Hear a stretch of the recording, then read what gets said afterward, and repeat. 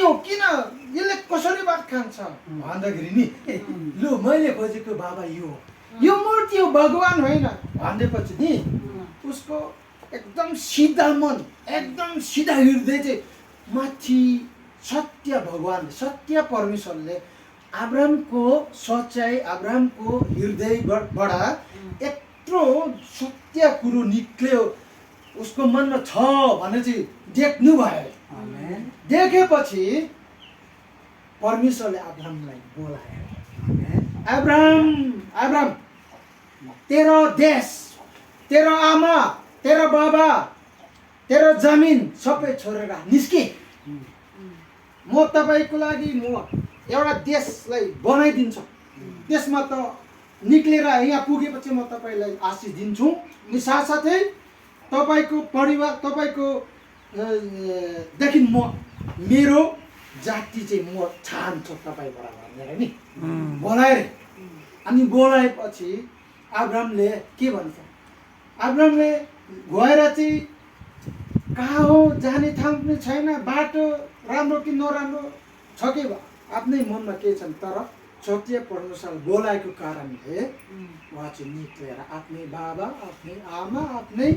परिवार आफ्नै देश आफ्नै जमिन सबै त्यागेर यो सत्य परमेश्वरले बोलाएको राम्रो नराम्रो चाहिँ विचार गरेन त्यताको लागेर निस्क्याए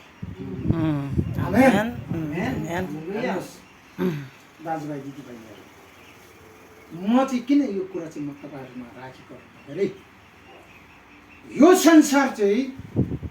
कहाँबाट सुरु गरेर कहाँ खत्तम गर्ने छ यहाँ हाम्रो शास्त्रमा हुँदैछ यो बाइबल है म सिक्किममा 2 वर्ष बसेँ अनि त्यही बसेको बेलामा म प्रचार गएँ प्रचार गर्नु गएँ एक दिन एउटा ब्राह्मण ठुलै ब्राह्मण घर पुग्यो अनि म चाहिँ हामी कोकीले त नि ठुलो सानो छैन नि हाम्रोमा चाहिँ हो कि होइन उमेरमा चाहिँ मेरो भन्दा यो दाजु थाङ्छु अब दाजु भन्छ उमेर उसको उमेर चाहिँ मभन्दा ठुलो छ नि त त्यति मात्रै हो ठुलो सानो जातपातमा चाहिँ नि ब्राह्मणको घरमा कामहरू पस्नु हुँदैन भने कुरा छैन नि त हाम्रोमा चाहिँ फट्टै उसको घर पस्यो अनि उसले ब्राह्मणले के भन्छ भाइ कहाँबाट आएको भन्छ म चाहिँ मणिपुरबाट आएको के थरी हो हेरै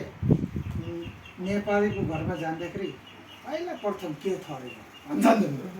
अरू चाहिँ छोड्छ नि त नि अरू चाहिँ छोड्दैन कि के थरी हो के थरी हो भन्छ म कुकी हो